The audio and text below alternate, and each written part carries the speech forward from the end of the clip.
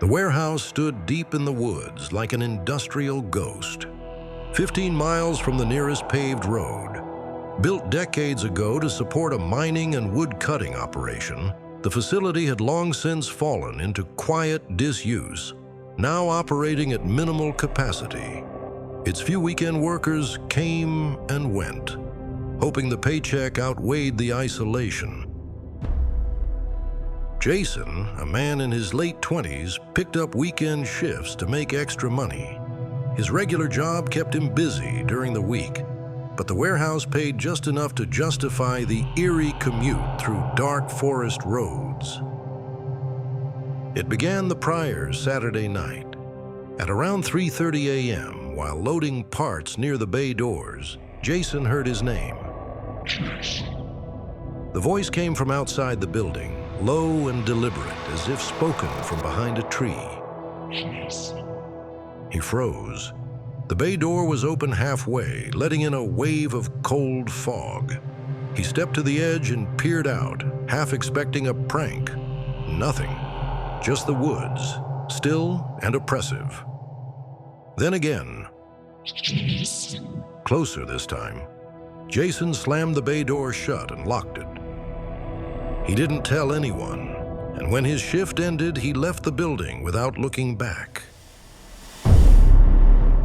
He spent Sunday and Monday convincing himself it had been a trick of the wind, a product of fatigue.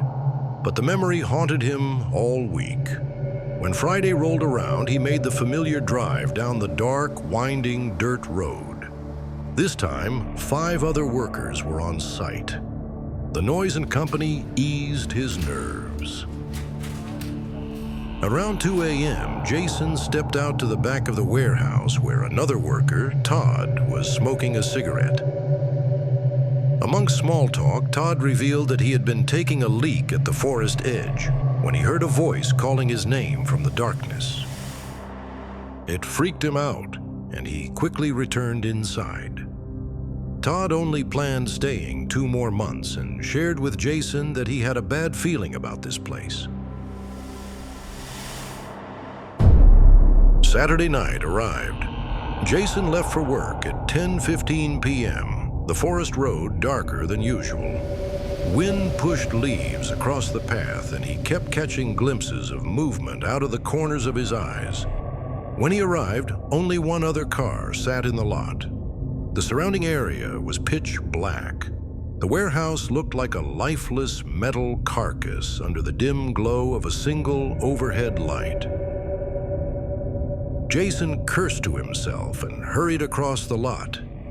The side bays were dark. Inside, the warehouse lights flickered, half-powered. One machine whirred in the distance. He checked the manifest. Sort returned parts from Bay 4. Begin inventory sweep by 2:30 a.m. He hadn't seen the other worker yet. The place felt emptier than ever. By 2:45 a.m., Jason was sorting bins when it happened again. Jason. This time, the voice came from behind a stack of shelves inside the warehouse. He turned slowly, scanning the darkness. Then he saw it. A figure, tall, hunched, unnatural, stood near the far wall. Its limbs were too long, its head cocked at a sharp, almost curious angle. The air felt like it dropped 10 degrees in seconds. Jason dropped the scanner and sprinted to the break room. He slammed the door shut, locked it, and backed away. For hours, he sat in silence, lit only by the buzzing fluorescent above the vending machine. At random intervals, he heard scraping sounds, long, dragging, metallic. Once, the door handle twitched. Then, at 4:45 a.m., a familiar voice spoke. Jason, it's Brett. You in there? Jason blinked. Brett was one of the regular Friday guys. Hope filled his chest. He approached the window, carefully lifted the blinds, and froze. The figure was still there, partially hidden in the shadows near the loading bay. Its long arms swayed gently. Its head twitched slightly as Jason lifted the blind, like it sensed him watching.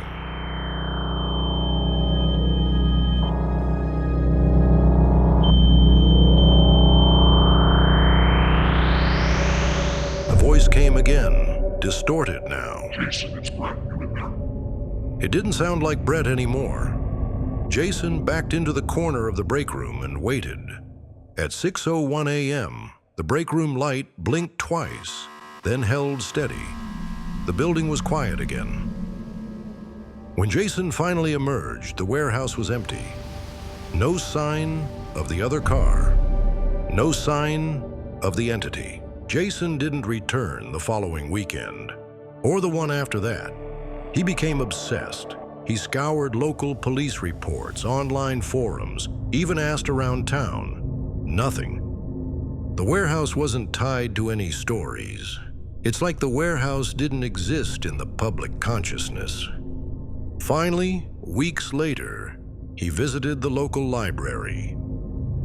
In the archives, buried among yellowed newspapers from the late 1970s, he found a small article. 2 mysterious deaths. Both workers. Both had gone missing during the night shifts while the warehouse was being built. One body had been found partially buried in the woods. The other was never recovered. No foul play had been determined. No follow-up reports. Jason moved far away within months. Took a job down south. Never returned. Even decades later, when he spoke about it, if he spoke about it, his voice always dropped when describing that Saturday night in 1998, and he never, ever said his name near the woods.